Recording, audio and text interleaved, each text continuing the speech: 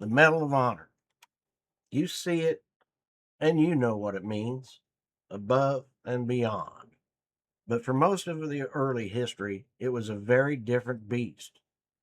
Today, we're peeling back the layers on the most misunderstood decoration in American history. The 900 medals that were stripped away, and the man who handed them out like party favors.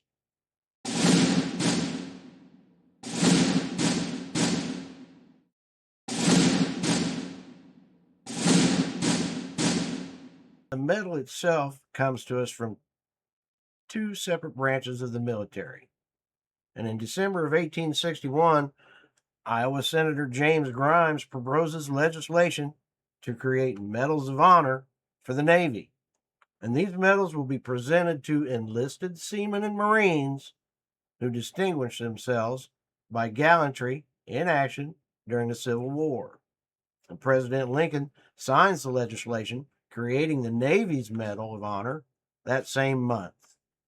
Now, the following February of 1862, Massachusetts Senator Henry Wilson introduces a bill to create the same type of medal for the Army. On 12 July 1862, President Lincoln signs that bill, creating the Army Medal of Honor. Again, only for enlisted men. Now, that will change for Army officers in 1863, but naval officers and Marine officers will have to wait until 1915 for Congress to add them to the eligibility standards. Now, it's the American Civil War, and we have two branches of the military, the Navy and the Army. Each has a medal for gallantry in action and going above and beyond. Each medal is designed differently, and each has a different set of requirements. Now, in the chaos of the Civil War, there was no tiered system of medals, no Bronze Star, no Silver Star, none of that. If you did something brave, you got the Medal of Honor or you got nothing. This led to a serious devaluation. Secretary of War Edwin Stanton was the primary culprit. He famously promised a medal to every man in the 27th Maine Infantry if they just stayed on duty for a few extra days to guard Washington. They did, and because of a clerical error, all 864 men were awarded the medal. Now, that wasn't about gallantry, it was an enlistment bonus.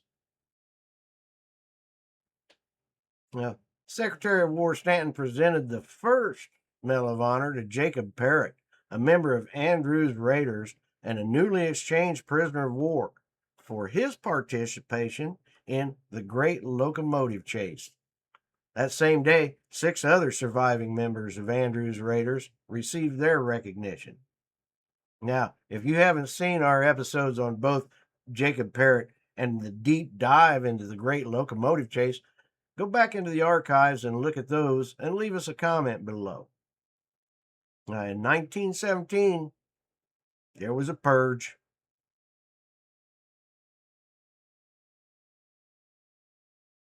By 1897, new standards had been created for the Medal of Honor. Number 1, there must be eyewitness accounts. Number 2, someone other than the recipient must make the recommendation. Now, you'd think that would have been from day one. And it must be within 1 year of the action. Now, by 1917, the U.S. military realized they had a problem. The prestige of the medal was being diluted by medals given for reenlisting or guard duty. Now, an Army Review Board of 5 general officers reviews every Army Medal of Honor. They were on the hunt for any medals erroneously bestowed. Now, they didn't just prune the list, they took a chainsaw to it.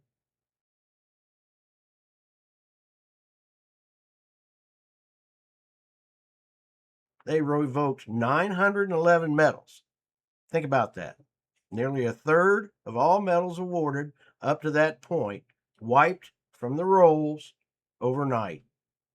They targeted civilians, non combatants, and those clerical bonus awards. Let's look at some of these rescinded.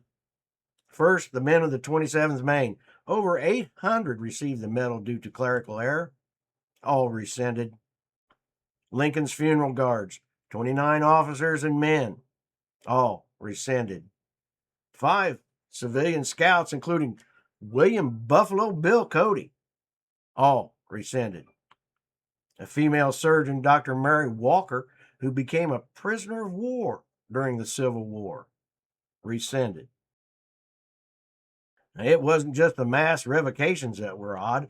The history of the medal is full of, wait, what?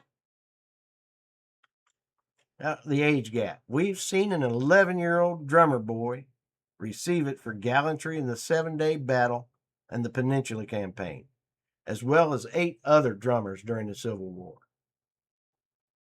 Dr. Mary Walker, the only woman ever to receive it, had hers revoked in 1917.